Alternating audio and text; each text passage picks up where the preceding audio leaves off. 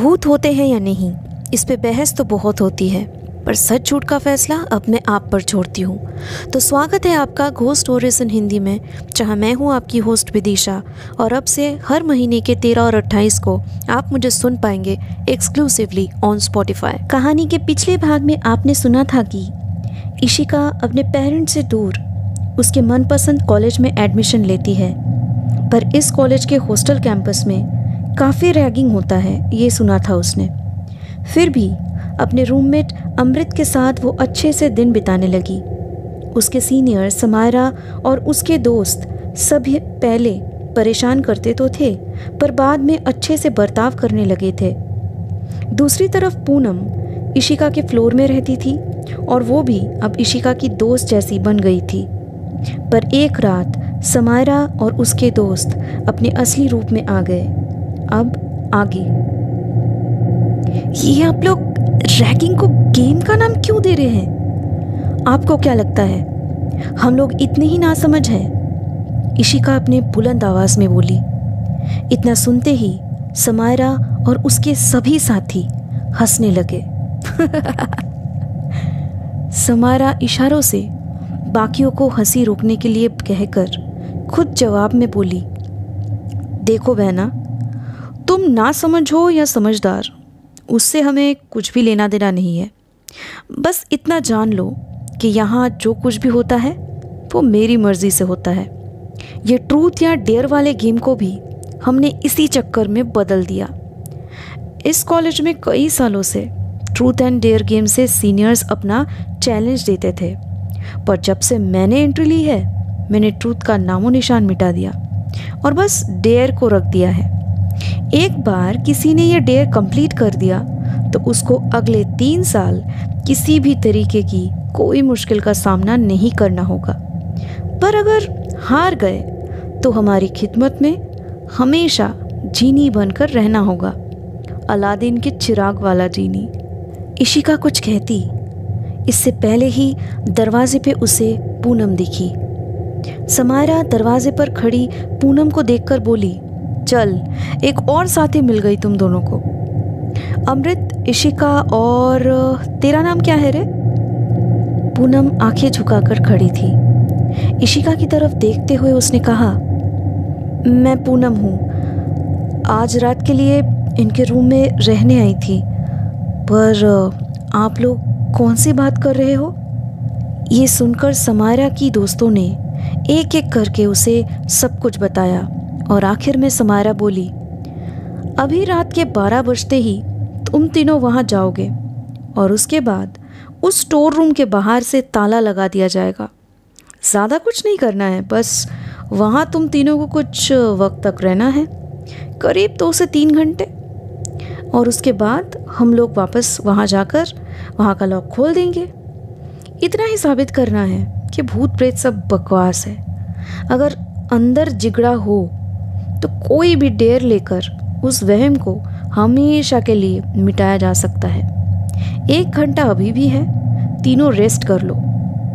40 minute बाद सामने वाले बिल्डिंग के नीचे हम सबसे मिलना।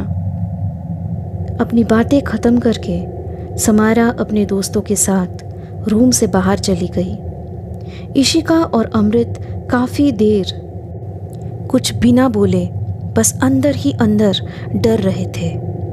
पूनम ने ही सन्नाटा तोड़ते हुए कहा, तुम दोनों को डरने की ज़रूरत नहीं, आज उनको ज़रूर उनके करतूतों की सज़ा मिलेगी।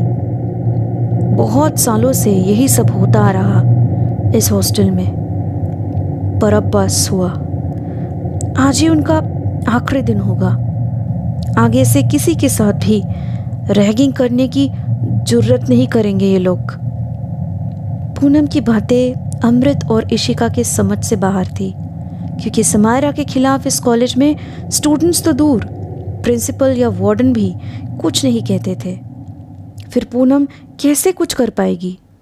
अमृत ने कहा, जो भी हो जी, अब हम तीनों को एकजुट होकर बिना डरे ये डेयर कंप्लीट करनी होगी। समायरा आती ही होगी।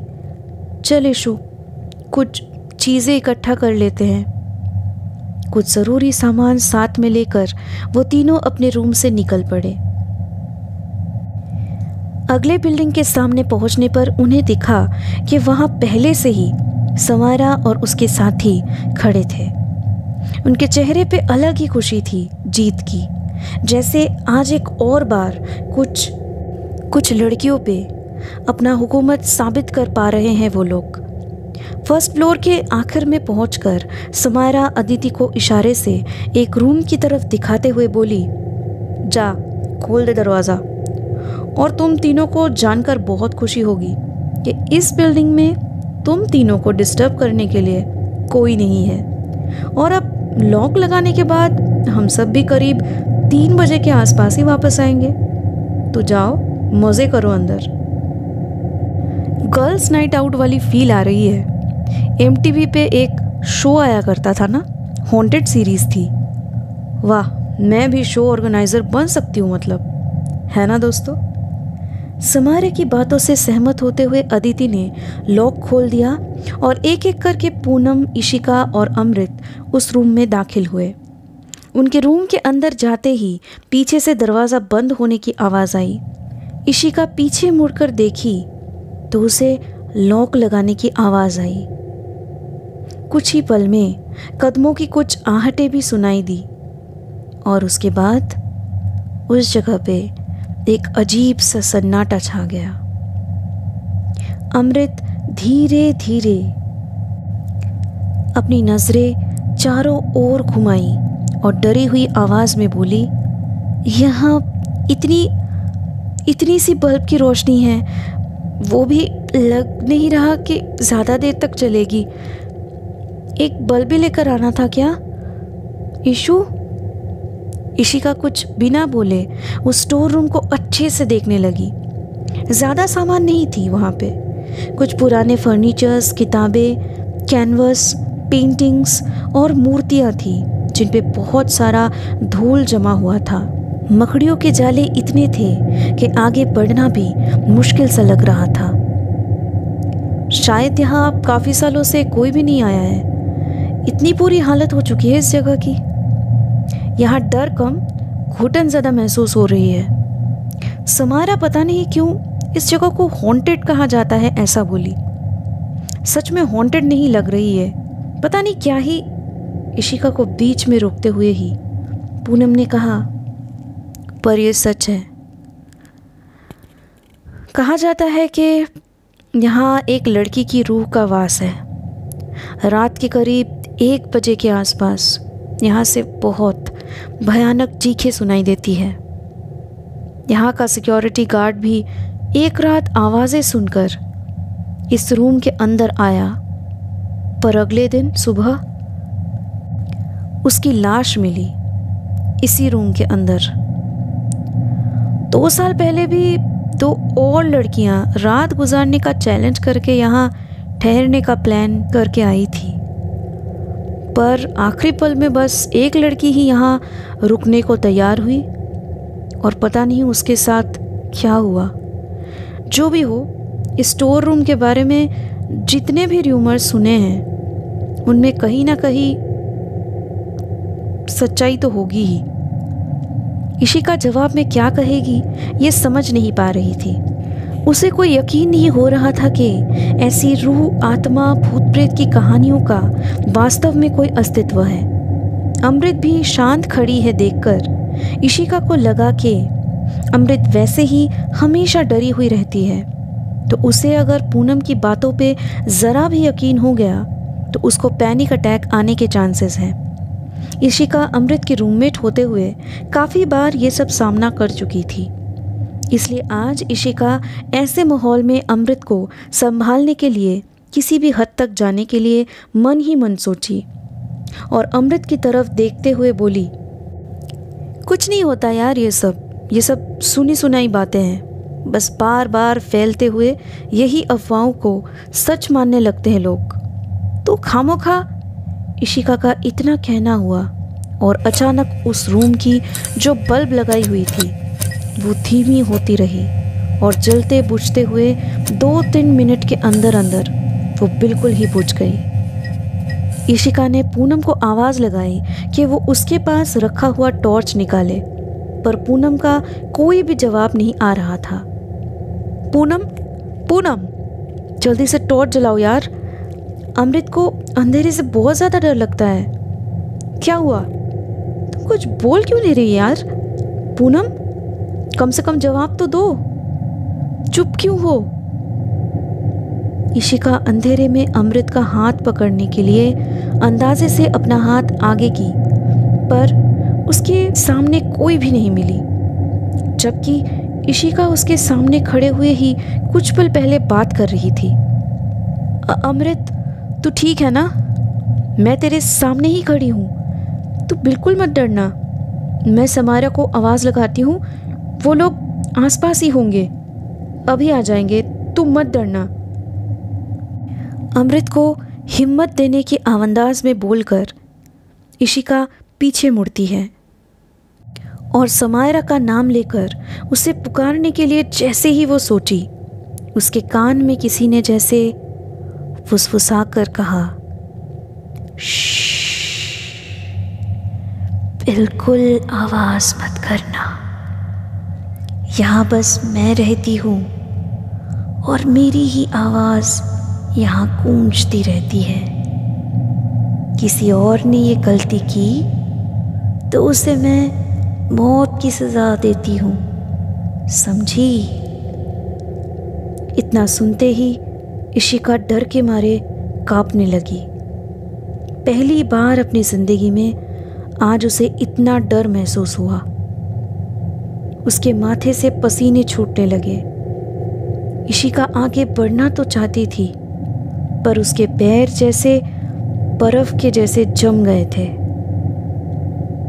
अपने आप को इशिका जरा सा भी हिला नहीं पा रही थी। इतने में अचानक उसने किसी के कदमों की आहट सुनी, जैसे उसी कमरे में कोई यहाँ से वहाँ चल रहा हो। इशिका की सांसें तेज हो गई और उसको अपने धड़कनों की आवाज़ भी सुनाई देने लगी। थोड़ी ही देर में वो कदमों की आहट जब ख़त्म हुई तो इशिका ने अपने आप को संभालना चाहा, पर तभी जैसे किसी लड़की की ज़ोरदार चीख सुनाई दी उसे।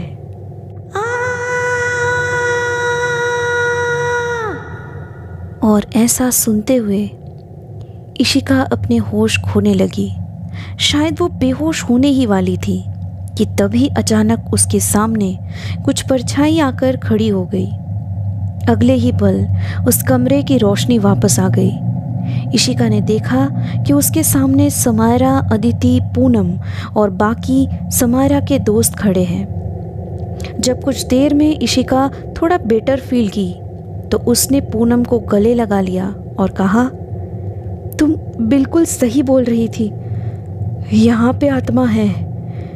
मैंने उसको महसूस किया, पर तुम मेरे आवाज़ देने पे भी शांत क्यों थी? मैं बहुत परेशान हो गई थी।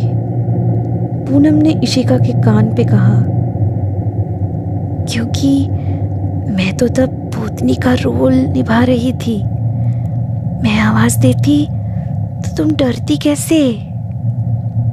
इशिका ये सुनते ही चौंक कर एक झटके में पूनम को अपने से दूर धकेलते हुए बोली, क्या मतलब?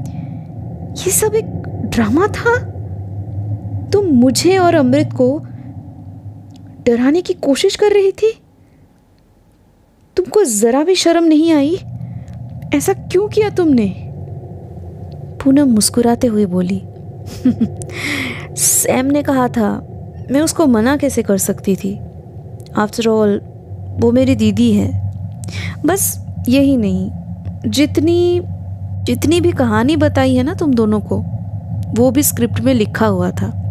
ये कोई हॉन्टेड स्टोर रूम नहीं है। सब बकवास बातें बोली थी मैंने। पर ये बताओ, मज़ा तो आया ना?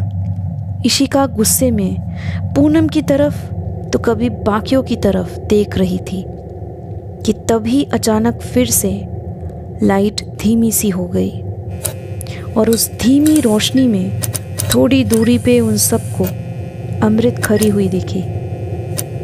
क्या रे, तू तो इशिका से ज़्यादा फट्टू निकली। बेहोश हो गई थी क्या? इसको इतना डराने का मौका मिला पर तुझे ढूंढ ही नहीं पाई मैं। कहाँ गायब थी रे तू? पूनम अमृत को देखते हुए बोली। अमृत कुछ भी नहीं बोल रही देखकर इशिका ने कहा, बहुत हुआ तुम सबका, अब हम दोनों अपने रूम जा रहे हैं, चल अमृत। ये कहते हुए इशिका आगे आकर अमृत की तरफ देखी पर अमृत सर झुकाकर खड़ी थी। अमृत को दोबारा इशिका कुछ बोलती उससे पहले ही वहाँ उस कमरे में अंधेरा हो गया और सबको पीछे से स्टोर रूम का दरवाज़ा बंद होने की आवाज़ सुनाई दी। सैम चिल्लाते हुए बोली, ये किसने किया रे? किसकी इतनी हिम्मत है? खोलो दरवाज़ा। सैम का बोलना ख़त्म ही हुआ कि किसी की आवाज़ उस कमरे में सुनाई दी। ये दरवाज़ा तो अब कल सुबह ही खुलेगी। तुम सबके मरने के बाद पूनम की कही हुई कहानी झूठ नहीं, एक कहानी सच है। 2 साल पहले इस कमरे में ऐसे ही रैगिंग करने के चक्कर में मुझे डराया गया था। डर की वजह से उस दिन मुझे दिल का दौरा पड़ने पर मेरी यहीं पे मौत हो गई। उस मौत से कॉलेज में रैगिंग थोड़े वक्त के लिए रुक गई, पर इस साल तुम लोगों की वजह से फिर से वही सब किस्से शुरू हो गए, इसलिए मुझे ही आना पड़ा। अमृत सिंह ये सब इस कॉलेज में अब कभी होने नहीं देगी।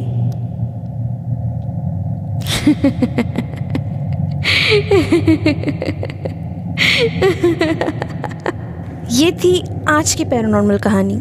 आई होप आपको ये पसंद आई होगी।